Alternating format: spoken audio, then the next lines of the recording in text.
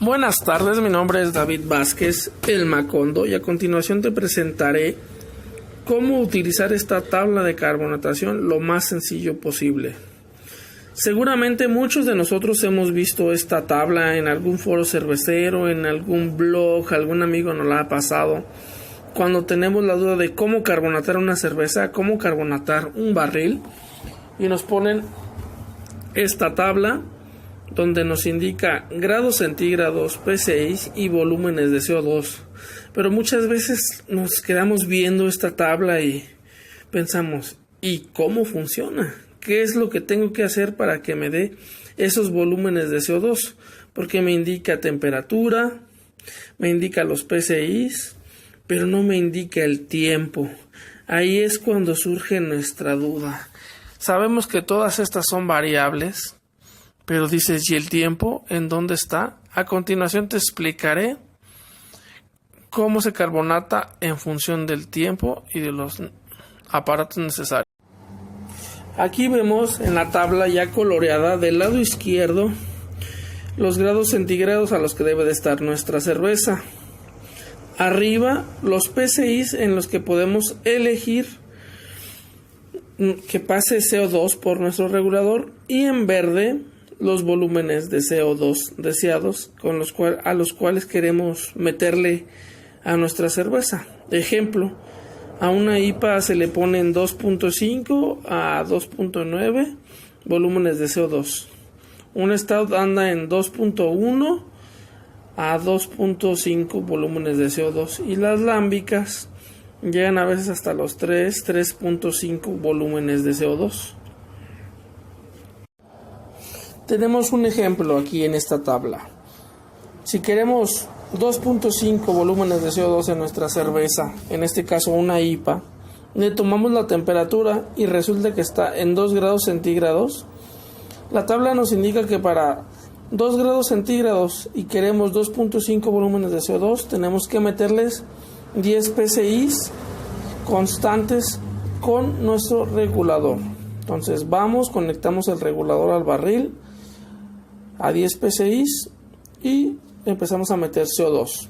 Si le metiéramos 5 PCI nos daría 2 volúmenes de CO2, que es una cerveza floja, casi sin gas.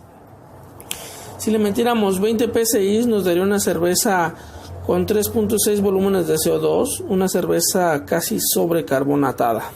Pero te preguntarás, ¿por cuánto tiempo? Eso es lo que vamos a ver en la siguiente diapositiva, el tiempo por el cual tenemos que meter el CO2 constante.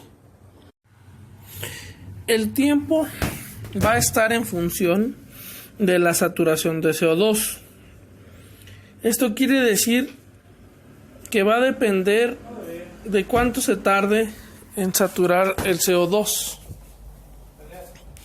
Y esto va a ser por el medio en que lo metamos. Si lo metamos con una piedra difusora, va a tardar mucho menos en saturarse a que si lo metemos por un acoplador y por agitación, o por un acoplador con inyección constante. Con inyección constante, o sea que dejes conectado el barril al acoplador y al refri, te puedes tardar hasta 48 o 72 horas. O si está muy frío y tu presión es muy alta, puedes tardarte 24 horas. Un ejemplo, 40 PCI a 0 grados, obtendrías esos volúmenes de CO2 deseados 2.5 en 24 horas.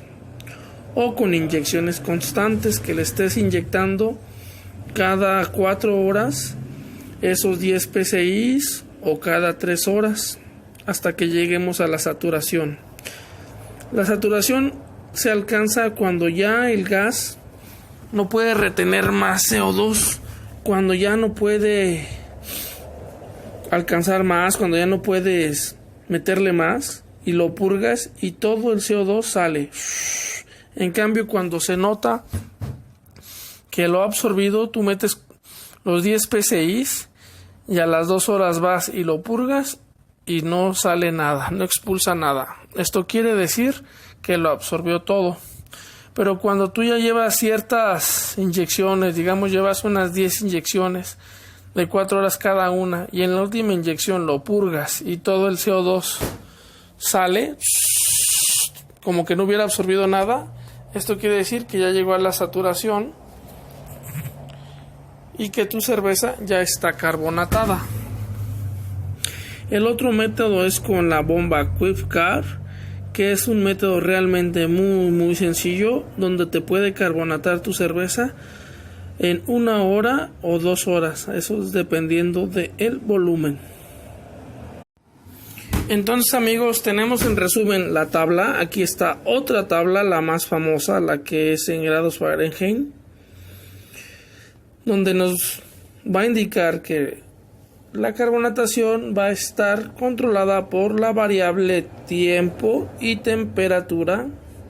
Los PCIs pueden ser una constante y los volúmenes de CO2 que queremos también pueden ser una constante, donde ya quedó aclarado que el tiempo va a ir en función de cómo metamos nuestro CO2 y cuánto tarde en llegar a la saturación. Un tip: siempre que carbonaten barriles Cornelius o Sankey, dejen un espacio vacío para que pueda entrar más CO2 y ejerza cierta presión. Si no dejan nada de espacio, no entrará el CO2 y les costará más trabajo carbonatar.